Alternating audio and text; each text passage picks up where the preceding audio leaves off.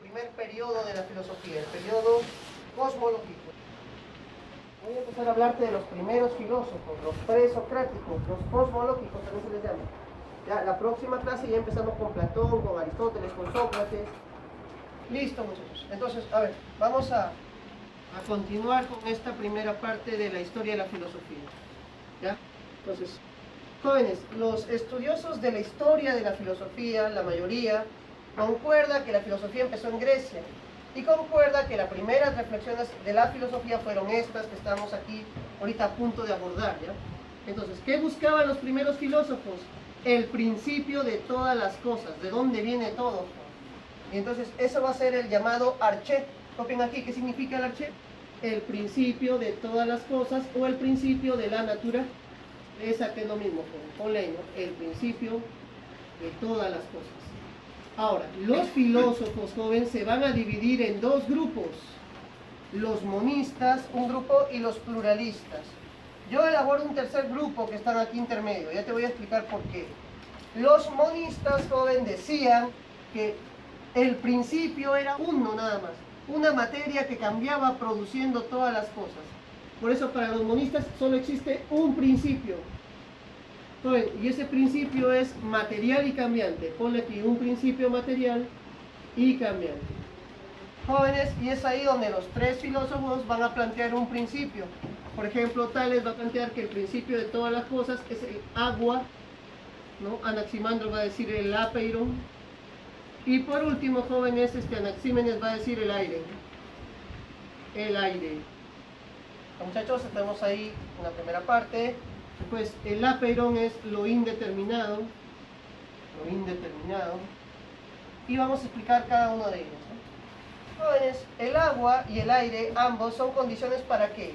Para que haya vida en nuestro planeta, ¿no? Entonces, Tales decía algo así, ¿no? Cuando llueve, genera plantas, surgen.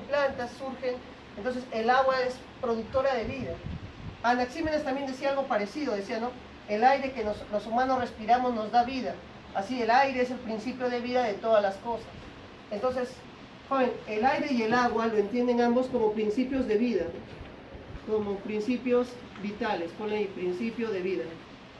El agua, principio de vida. Aquel aire también es un principio de vida.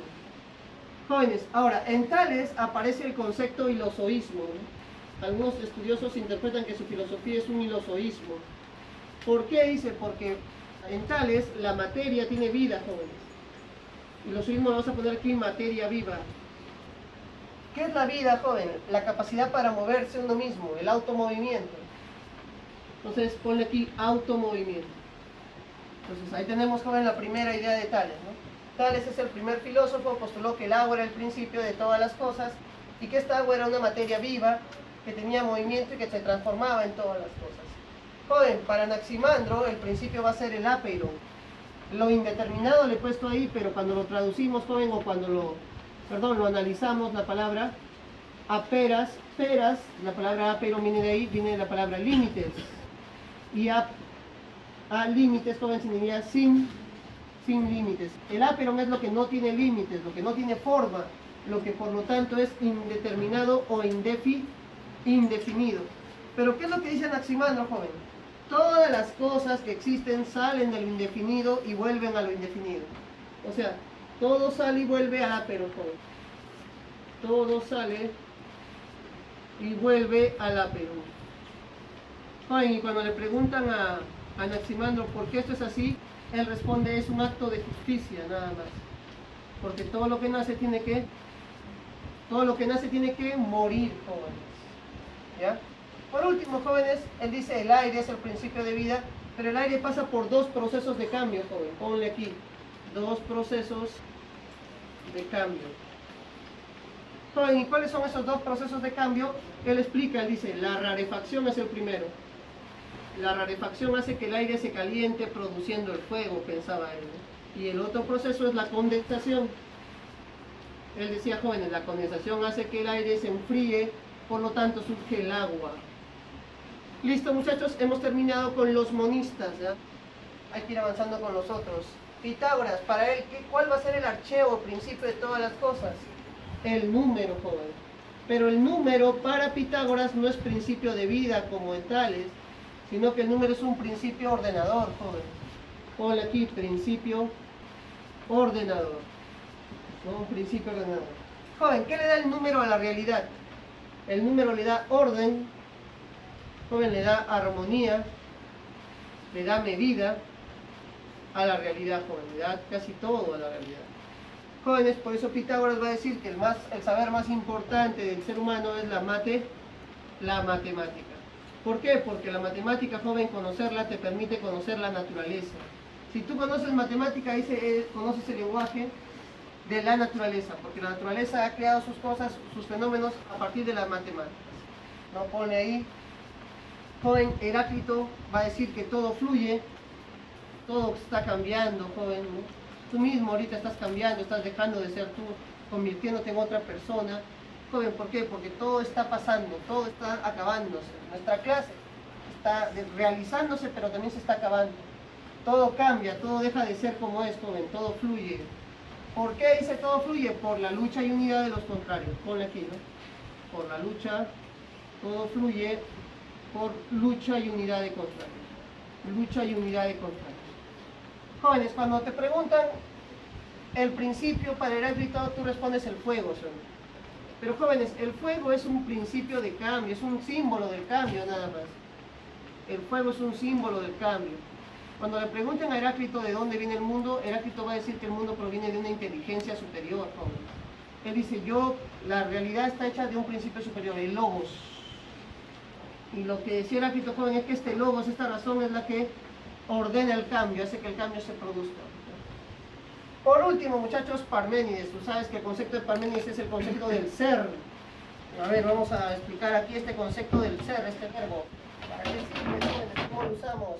Por ejemplo, si yo digo la pizarra es negra, joven, quiero que te des cuenta de algo. ¿Cómo está funcionando el verbo ser aquí? La pizarra es negra. Está funcionando como verbo cópula, está uniendo dos ideas, joven. Pero si yo dijera la pizarra es nada más, ¿qué estoy afirmando? Pues digo, la pizarra es. Estoy diciendo que la pizarra existe, muchachos. Entonces, con esta lógica ustedes ya pueden comprender, ¿no? Cuando decimos el ser es y el no ser no es, ¿no? ¿Qué es lo que está diciendo en realidad Parménides? El ser existe, el no ser no existe. Joven, recuerda, este es el uso que le damos en esta oración. Entonces, olvidémonos ya del ejemplo y olvidémonos del no ser, que no existe. La pregunta es, si estamos hablando del principio de la realidad, joven, del que origina todas las cosas, ¿existe un momento o existe siempre? Siempre. Y es ahí donde él dice, pues, con mi razón he llegado a la idea de que existe un principio de la realidad, un arché, que he llamado el ser, que es uno, porque no hay otro ser, que es eterno, porque no muere, joven, siempre existe siempre, y como no cambia, joven, es inmutable. Y eso es lo que va a decir Parménides. El principio de todas las cosas es el ser, que es uno, eterno e inmutable. Y joven, es ahí donde Parménides va a decir su famosa frase, ¿no? Lo que es real, así como el ser, no cambia ese. Lo real no cambia. Joven, ¿y qué va a decir después? Si cambia, joven, si lo real no cambia, y si cambia, no es real, pues. En cambio, en ese sentido, ¿nosotros somos reales? No somos reales, joven, porque nos va a pasar algo, mira. De aquí a 1000 años, ¿dónde estaremos tú y yo? O ustedes y yo. ¿Algunos existirán? Habremos dejado de existir, como si nunca hubiéramos existido. Pero el ser, según Parménides, seguirá existiendo, joven. Porque es el único ser o principio de la realidad que existe, decía. Y la naturaleza, joven, es apariencia nada más. No es real, es apariencia. ¿Por qué? Porque las cosas en la naturaleza están naciendo y están muriendo. Y todo lo que nace y muere no es real, pues. Lo real es simplemente aquello que nunca ha nacido y nunca ha muerto. Nunca morirá. Para terminar, muchachos, ya nos quedan los pluralistas. Ellos critican esta idea de que hay un principio. Ellos plantean que hay varios principios combinables, ponle ahí, ¿no? Varios principios combinables. Entonces, ¿cuáles son esos principios para Empédocles? Por ejemplo, las 4 raíces. Jóvenes, para Anaxágoras, las semillas. Para Demócrito, ¿qué son? Los átomos y el vacío. Ponle aquí átomos y vacío. Ahí tenemos los elementos que componen el mundo, joven. Ahora, ¿qué dice, por ejemplo, Empédocles? Dice que hay dos fuerzas, joven, el amor y el odio. ¿Qué hace el amor y el odio? El amor dice une, el odio separa, muchachos.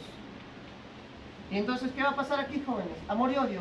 El amor une, el odio separa. Dice que el amor va a generar las cosas, va a producir las cosas. Por eso va a haber la generación de las cosas. En cambio, el odio hace que las cosas se separen. ¿Y qué va a generar, joven? La destrucción. Todo lo que nace y todo lo que muere en el mundo nace por amor y muere por odio, joven. Las semillas, homeomerías le llaman en otra historia. Joven, dice, pasan del caos al estado de cosmos, al orden. Pero ¿quién hace que esto sea posible? ¿Quién hace que las semillas salgan del caos y vayan al cosmos? El nous. Joven, el nous es un término que hace referencia a una inteligencia racional, a una razón ordenadora, ¿no? Ponle aquí, no, el nous es una razón ordenadora. Y por último, jóvenes, el gran Demócrito, ¿no? Demócrito va a decir que los átomos y el vacío forman todos los infinitos mundos, dice el joven. Forman infinitos mundos. ¿Cómo se forman estos infinitos mundos, joven? Por el choque de los átomos, dice. Ponle aquí, choque de átomos. Choque de átomos.